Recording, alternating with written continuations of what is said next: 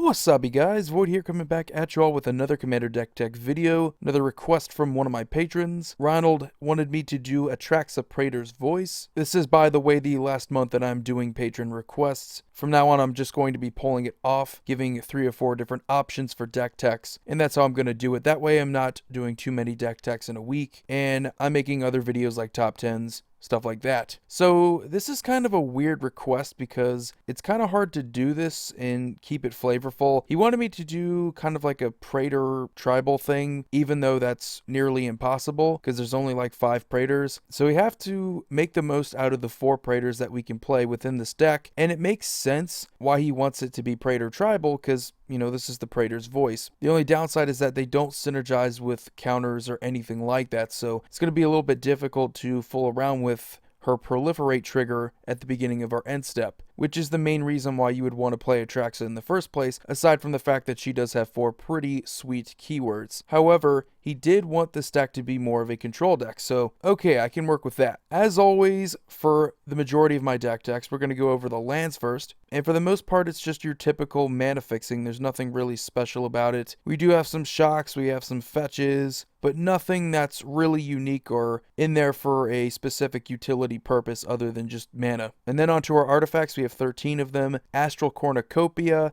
3 X's in the cost. Technically CMC 0, enters the battlefield with X charge counters on it, so you have to put a bunch of mana into it in order to get the most charge counters that you want. It does, however, tap for whatever color you want it to, and it has the potential with Atraxa to get up there pretty high. Same thing with Everflowing Chalice, but this only really works for colorless mana. Has the multi-kicker instead of X, but it's pretty much the same idea. The more mana you put into it, the more charge counters you get onto it, and it only gets bigger with Atraxa. Then we have Pyramid of the Pantheon. This one is kind of the same deal, but it's a little bit easier, and it can kind of filter mana if you want it to, but you're mainly going to be paying that 2 generic and tapping it to get the brick counters on there, and from that point on, you should just let Atraxa deal with the rest, because once you're able to get the 3 brick counters on it, it does tap for 3 mana of any one color, so it's basically a Gilded Lotus from then on. We of course have Soul Ring, because why not? Contagion Clasp, pretty unique. I guess you could say it's a little bit of control. It's going to put a -1/-1 counter on a creature, and we can always proliferate with that activated ability if we don't want to just settle for Atraxa at the end step. We have a Felwar Stone because we're a 4-color deck, and chances are our opponents are going to have some of our colors. We have a Lightning Greaves because Atraxa is going to be a lot of the muscle that this deck has. Want to make sure that she has Shroud, and the haste is an added bonus. Chromatic Lantern taps for 1 mana of any color, makes it to where our lands do the same exact thing. Awesome in 4 or 5-color decks. Coalition Relic, this just got a reprint, so it's a little bit cheaper now. We have the ability to put charge counters on it. With Atraxa, we can make it to where there's more than 1 charge counter on it, so that our next pre-combat main phase, we can then remove more counters and then get more colored mana. We have Commander Sphere, yet another mana rock that's going to tap for whatever mana that we need. Gives us the ability to sack it and draw a card too. We have a Darksteel Ingot, same idea, but this one's indestructible, so it's going to survive a lot of removal. Then we have a Lux Cannon. As far as the control method goes for this type of deck, Lux Cannon is really a perfect card. We put charge counters on it. We tap to do that. Atraxa is going to put more on it, as well as pretty much anything else that we can proliferate with. And we can always tap it to remove 3 charge counters to destroy a target permanent. So we have permanent removal with a Lux Cannon. If we can just get some more proliferating, we can make it to where our Lux Cannon every single turn is going to be able to destroy a permanent. Very deadly. Then we have Contagion Engine. This one is really good. A little bit more control. We're going to be putting a -1/-1 counter on each creature target player controls. So if we just keep proliferating, which this allows us to proliferate twice off of its activated ability, we can really do a good job of just getting rid of their creatures. And then onto our creatures, we have Birds of Paradise. We're a 4-color deck that plays green. Scavenging Ooze, this is yet another way that we can proliferate. Hopefully there's creatures to exile from graveyards because we get to put a +1/+1 counter on it. Not a bad thing. Then we have Orzhov Advocist. At the beginning of our upkeep, each player gets to put 2 +1/+1 counters on a creature they control. If they do that, that player can't attack you or a planeswalker you control until your next turn. So it's a great way to test the waters just to see who's really against you and who's not. And it's just a great way to prevent them from attacking. Crystalline Crawler is awesome in Atraxa period, meant for the deck. Get more +1/+1 counters on it, and we get more colored mana. Fathom Mage, this is another awesome card. I love it. Evolve, so whenever a creature like Atraxa or anything bigger is going to enter the battlefield, she's going to get a +1/+1 counter, and whenever that happens, you get to draw a card. So it's good card draw. That's exactly what you want in control. You want to draw into your answers, your removal, stuff like that. We do have a lot of removal, stuff that we want to depend on, so drawing into that is perfect. We have Spike Weaver, mainly in here because we can always pay that one generic and then remove a counter to prevent all combat damage that would be dealt this turn, so a fog that we can just keep replenishing the counters. Really sweet, really cool defensive card. Definitely belongs in this type of deck. And then we, of course, have the 4 Praetors, Elish Norn, Sheoldred, Vorinclex, and Jin-Gitaxias. These are all great for control. Sheoldred is going to force your opponents to sack at the beginning of their upkeep, and also going to help you bring back some of your creatures. Vorinclex is going to really hurt their mana. They have to be careful of what mana they use. It could keep their lands tapped down. And then Jin-Gitaxias is brilliant because our opponent's maximum hand size is reduced by 7.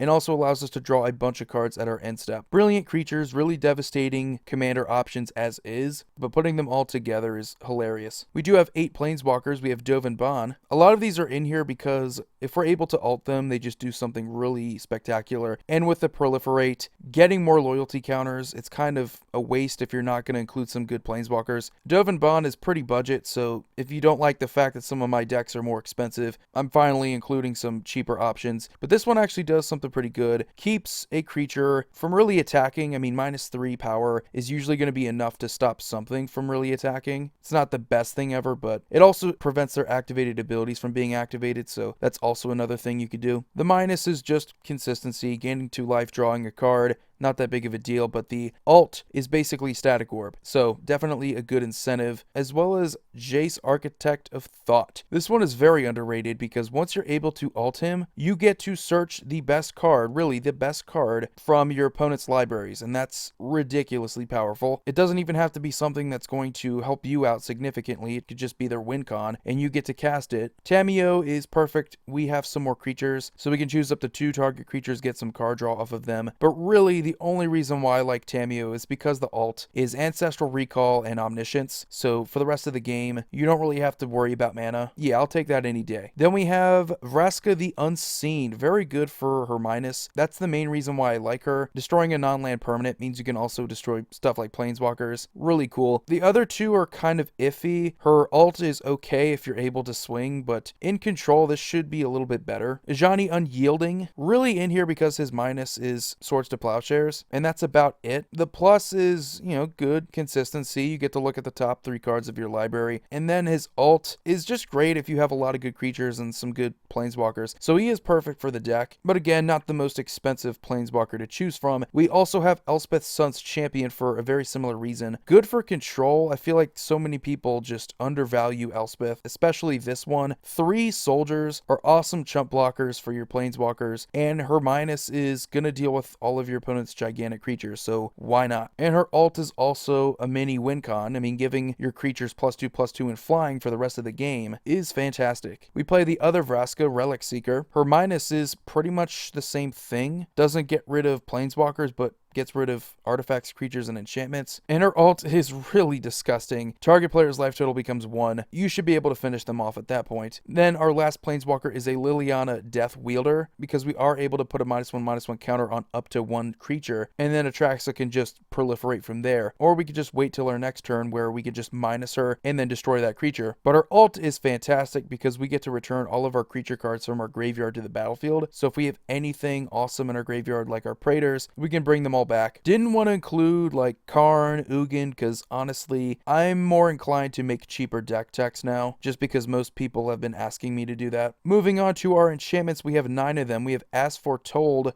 really disgusting with Atraxa, that pretty much we can, every single one of our turns, get a free casting. With Atraxa, we're just going to keep putting more and more time counters on it, and paying 0 instead of the actual mana cost for any of our spells that we want to play. Ghostly Prison and Propaganda, Arena. This is going to be more defensive because control is kind of defensive inherently. You have counter spells, you have removal spells. That's all in an effort to kind of stop your opponents from messing with you. These are a little bit more direct on the nose. Hey, don't attack me. I don't have the most creatures, and what I'm doing is kind of intimidating. I have an Atraxa, so I'm likely going to be hated out of the game at some point. Phyrexian Arena, a little bit more for flavor. I mean, Phyrexian Arena, but really, it's a great card. It's giving us extra card draw during our upkeep. One of the better consistency cards in the game. We, of course, have Rhystic Study because, again, more consistency. Gonna net you a lot more card draw than a lot of other cards in the game. But even if it doesn't, you're still taxing your opponents for each spell they want to play. So either way, it's a brilliant card. Then we have Citadel Siege. This one can be a combination of getting you +1/+1 counters on your creatures or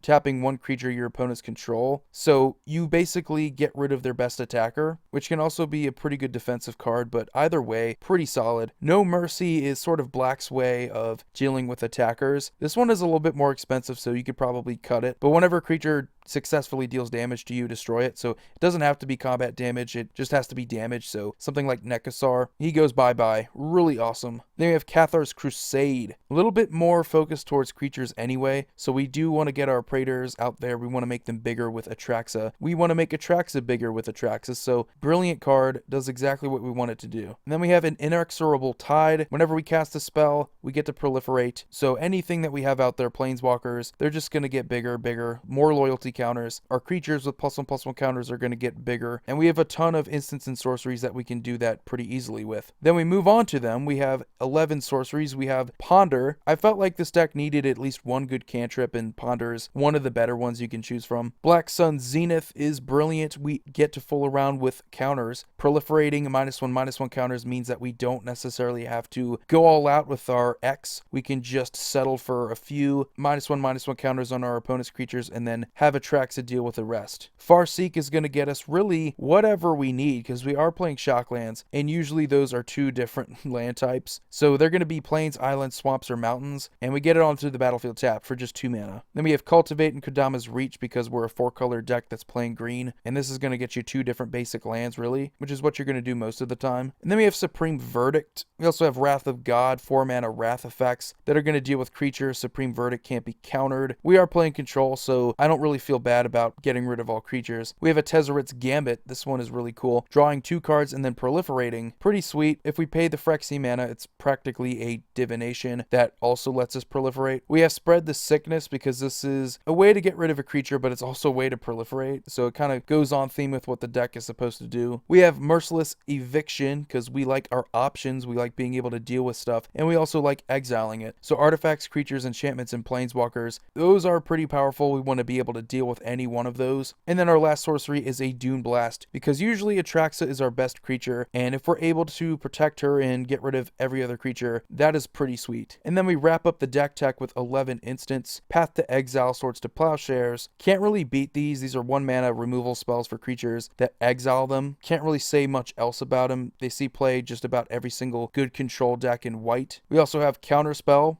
because why not? We don't play too many of them, so you might as well play the very best. We, of course, have Cyclonic Rift because we are, yet again, a good control deck. We want to be able to bounce everything our opponents have to their hand, with the exception of lands, of course, but you get what I mean. Anguished Unmaking is brilliant, fits into just about every single deck in black and white, it seems. Exiling non-land permanents for the cost of life and 3 mana is awesome. Grim Affliction puts a -1/-1 counter on a creature and then proliferates, so it's not technically removal, but it's gonna really neuter something eventually with Atraxa and also help out our planeswalkers, which all these other proliferating cards are going to do a good job of that as well. And we have Mortify and Putrefy, both of which are going to deal with creatures, but they're going to deal with either artifacts or enchantments. Then we have Steady Progress, proliferating, and then drawing a card at instant speed for 3 mana. Yet again, more control, more consistency. And then we have the other counter spell in the deck, which is Fuel for the Cause. This one counters a target spell and then proliferates. So we have another way to proliferate for our planeswalkers, for our creatures with +1/+1 counters, and for our opponents with -1/-1 counters. So you have yet again another option. And then our last card for the deck tech is Sylvan Reclamation. One of my favorite cards in Celestia. One of my favorite cards that I like throwing into 4 or 5 color decks because it's flexible, and you have the ability to, if you're desperate, cycle it away for a basic land. So that is pretty sweet. But anyway, guys, that's going to do it for this deck tech. Thanks again, Ron, for suggesting it. Definitely think it's a little weird, but I tried to make it work. Atraxa is definitely one of the best and most popular commanders in the format, so anytime I can experiment with her, fool around, do something that you don't normally see, that's always a pleasure. But as always, feel free to leave any suggestions in the comments section below. You guys have a wonderful day. Void here signing off. See you all next video.